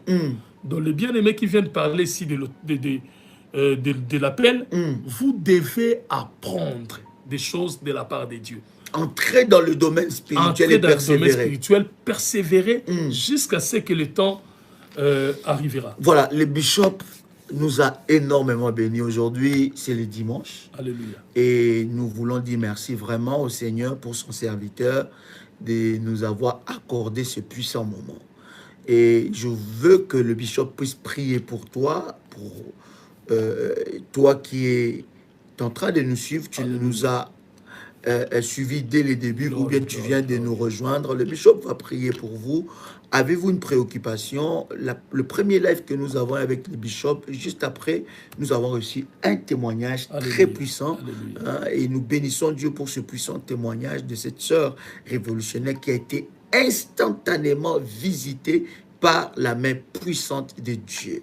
Donc, je voudrais vraiment que vous puissiez accorder votre foi avec cette prière que l'homme de Dieu va libérer, parce que nous croyons qu'il est une bénédiction pour vous aujourd'hui. Vous savez que dans la prière révolutionnaire, nous honorons le don et nous honorons les grâces que Dieu a déposées dans la vie de plusieurs. Vous avez vu cet homme, il n'a pas touché sa Bible, mais les versets pleuvaient et une connaissance exceptionnelle. Dieu a donné une grâce exceptionnelle à cet homme, et je crois et je suis convaincu qu'il va vous communiquer une grâce exceptionnelle. Surtout, Bishop, nous commençons une nouvelle semaine. Alléluia. Donc, nous attendons une bénédiction de Dieu de votre part. Bishop. Il y a un passage de la Bible que j'aime tellement. La parole de Dieu dit, « Voici les jours que l'Éternel a fait. Laisse que ça soit pour vous un sujet de la joie. » Je prophétise au nom du Seigneur Jésus. La Bible dit, les témoignages de Christ est l'esprit de la prophétie. Je prophétise au nom du Seigneur Jésus. Père, j'appelle cette semaine que nous commençons, Dieu, de venir en faveur de ta fille, de venir en faveur de ta fille, de venir en faveur de ton fils, au nom du Seigneur Jésus. Il est dit, Père éternel, Dieu de gloire dans la Bible, tu as dit, Seigneur Tout-Puissant Dieu, voici le jour que l'Éternel, votre Dieu, a fait, que ça soit pour vous un sujet de la joie. Je déclare comme roi de Dieu que cette semaine sera un sujet de la joie pour ma sœur, sera un sujet de la joie pour mon frère, au nom du Seigneur Jésus. Meraso bobo libra kanda rababalaba. Merekanda raso bobo libra kanda laba. Lord Almighty God, bless our brother in the United States of America. Come on. In Canada, Lord Almighty God, bless them. Let that the heaven be open. Father, in the name of Jesus, I command, Father God Almighty Jesus, that this week shall be the week of our miracle. In the name of Jesus. In the name of Jesus. Père, nous prions et nous croyons Seigneur Tout-Puissant Dieu, que nous allons posséder la porte de nos ennemis au courant de cette semaine. Seigneur, nous allons posséder la porte de nos ennemis. Seigneur, je suis convaincu, Seigneur Père éternel, qu'il y a des ennemis de notre vie qui tomberont au courant de cette semaine. Il y a des ennemis, Seigneur Père éternel, de nos vies, Père, qui lâcheront prise au courant de cette semaine au nom du Seigneur Jésus. Il est dit, voici le jour que l'Éternel, votre Dieu, a fait, que ça soit pour vous un sujet de la joie. J'annonce que le lundi sera pour toi un sujet de la joie. J'annonce que le mardi sera pour toi un sujet de la joie. J'annonce que le mercredi sera pour toi un sujet de la joie. J'annonce que le jeudi sera pour toi un sujet de la joie. J'annonce que le vendredi sera pour toi un sujet de la joie. J'annonce que le samedi sera pour toi un sujet de la joie. Et j'annonce que le dimanche qui vient, tu vas t'élever de ton lit. Tu vas élever tes mains. Et tu vas bénir Dieu pour ces nombreux miracles qui vont se produire et arriver dans ta vie. Au nom du Seigneur Jésus, je prie, je dis Amen. Amen, amen, amen, amen, amen, amen. God. Wow. Puissant. Chers amis, cette semaine est bénie pour vous. Vous la clôturez et vous commencez une nouvelle semaine de grâce. Lundi, n'oubliez pas, 6h du matin, heure de Paris, avec le pasteur Dolly, commandez votre semaine. Et lundi, le lundi d'Alliance, avec RMK, lundi d'Alliance, nous serons là, 21h, heure de Paris. Ne manquez pas à ces puissants rendez-vous et je vous retrouve avec joie le mardi. Ça sera un grand bonheur pour nous de partager ces moments exceptionnels, encore la semaine qui arrive dans la présence de Dieu. Nous vous bénissons de partout où vous nous avez suivis. C'est toujours un bonheur pour nous de partager la parole de Dieu avec beaucoup, n'est-ce pas, de passion. Et nous bénissons le Seigneur pour le bishop qui nous a partagé la parole avec tout son cœur, avec passion, et que le nom du Seigneur soit glorifié. Retenez tout le programme que nous avons pour la Martinique, la Guadeloupe, pour Paris, pour l'Europe et surtout, bien aimé, le programme que nous commençons le 10 pour, n'est-ce pas, le trône, l'autel du trône. Que Dieu vous bénisse. C'était un réel plaisir pour nous de partager ces instants avec vous. Que la grâce de Dieu soit votre partage. Shalom chez vous. Shalom, le Seigneur bénisse. Les Seigneurs bénissent. Seja louvado.